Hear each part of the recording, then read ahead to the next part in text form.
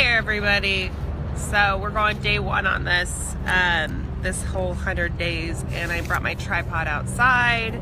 I am enjoying my coffee, and I am coming at you to do these quick 100 days of lives. And what's funny is we were challenged this weekend, and I've been overthinking it, and it's so funny because I was just out here talking to Ruben, my husband, and I was like, I just need to go get my tripod and get this over with. And he's like, that's the wrong way to look at it. And I was like, I know it's the wrong way, but I want to get it out of the way, and I want to just be done so I can get on with my day and not worry about it. Because already, right up front, I have these horrible fears coming over me about going live. Now, I just woke up out here on the West Coast. It's like, I think 9 o'clock in the morning.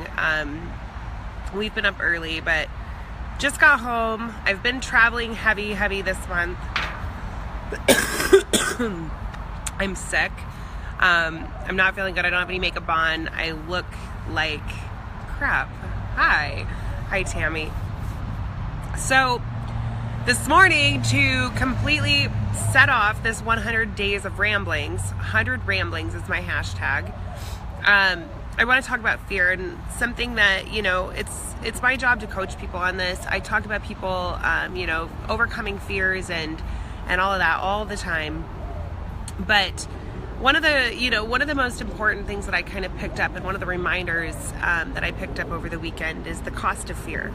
What does fear cost us? What does it cost us in this life? It's like throughout our lives, we are presented with forks in the road, right?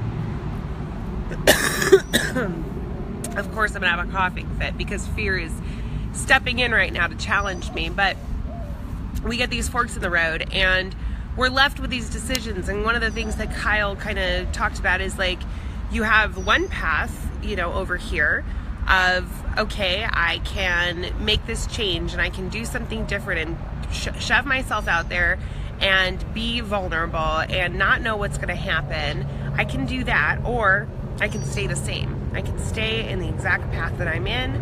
I can be comfortable. I can not take risks and never change, never grow. And the majority of people choose that path. They choose this path over this path because the unknown is fear. There's fear in the unknown. And we worry about not knowing what's going to happen. What could I lose? Without ever thinking, what could we gain? That cough. Getting challenged, guys. Sorry for the unattractive coughing in this live, but you know what? I'm not going to let it stop me, because normally I would hit finish and I would delete it and pretend this never happened, but that's fear. And so when we look at those two paths, right, and you've been throughout the course of your life, there have been many forks in the road where you've had to make decisions, and more often than not, 99.9% of the time, you stick to this path. You stick to this path, and you then in turn stay the same. But what does that cost us? What do we give up? What do we never get to experience because of our unwillingness to take a risk or to move into the direction of the unknown? What is it costing us? Because when you look at the couple of times in your life where you have decided to go all in or take the risk or jump at a new opportunity where you knew there was an unknown, but you trusted your gut or whatever it was, when you took that jump, if you look back and if you go back to those things, what do you recognize? You recognize that everything worked out. Everything was okay. If anything, it opened the door to all of these new possibilities, which changed the course of your life in significant ways. Forks in the road don't always even have to be a choice. I mean, it could be getting fired from a job. I know that back early when Ruben and I were brand new, he got fired from his job of 10 years.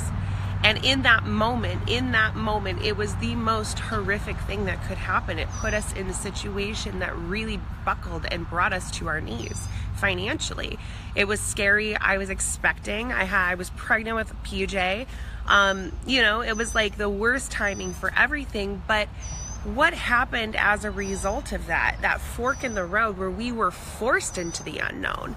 we were forced to tread down into the unknown, was really, it opened the doors to some of the best opportunities of our life. And hindsight being 2020, as always, what do I see from that? I see that now is not the most horrible thing that could have happened, but the best thing that could have happened. And it's impossible to see that when you're standing at that fork in the road, right? But what can we learn from that? What can we learn is the times that life has forced us, right? The times that life has forced us into the unknown, where we were given no choice, everything worked out, right?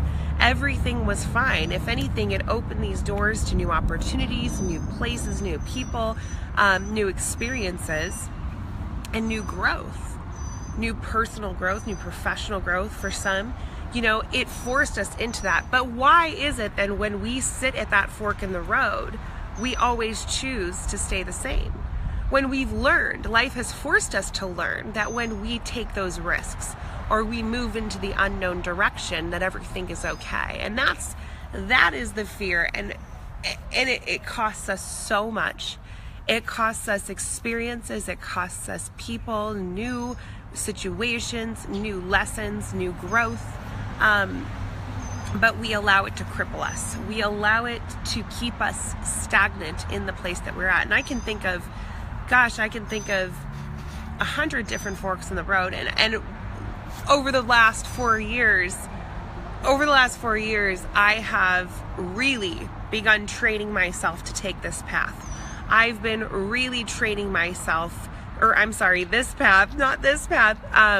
My whole life I've taken this path, but over the last 4 years, I've really trained myself to trust my instincts and to jump and to follow my gut and to do what feels right, not what seems logical.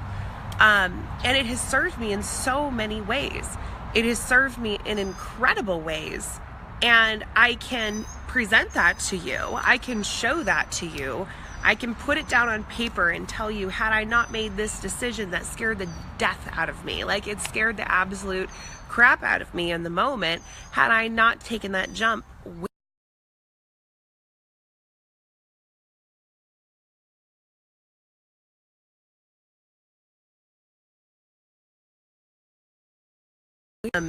but it's funny because you can show people that. It's funny because you can put it on paper. You can give people the absolute proof that taking those risks and doing those things despite fear is the ultimate, will provide you with the ultimate payoff, but still we will choose this path.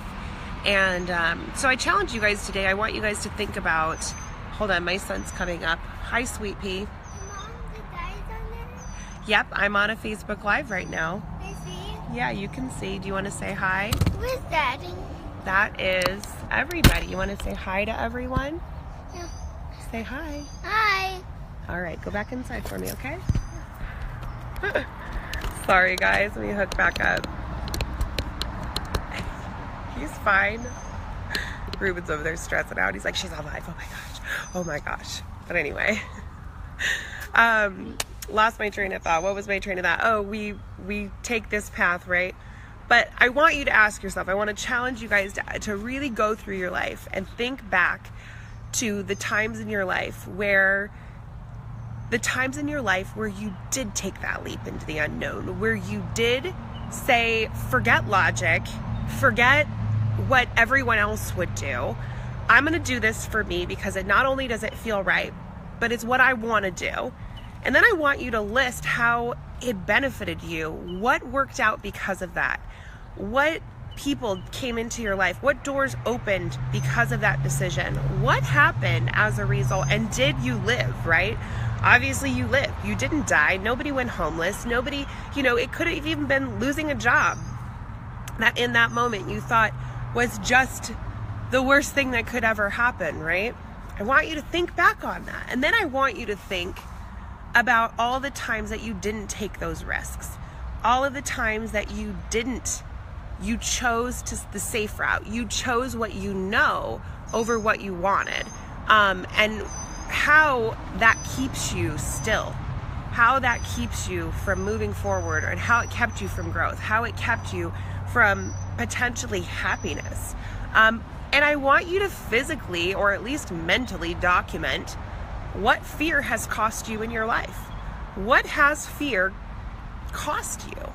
Because the cost is tremendous. And how much are you willing to allow fear to cost you for the rest of your life?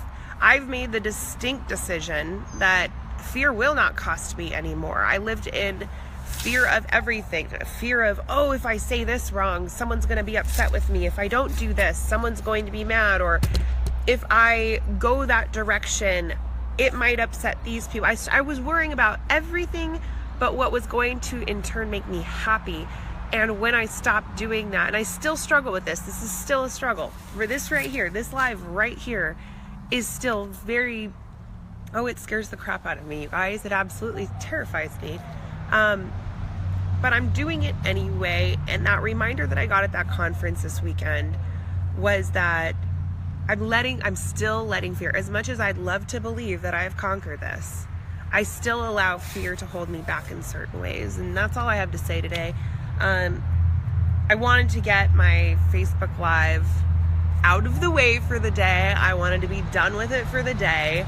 I don't care if anyone watches this. I don't care if anyone likes it. I don't care if anyone comments on it. I don't care about any of that, because this exercise of 100 ramblings is strictly for me. It's to prove to myself that this fear is keeping me from growth.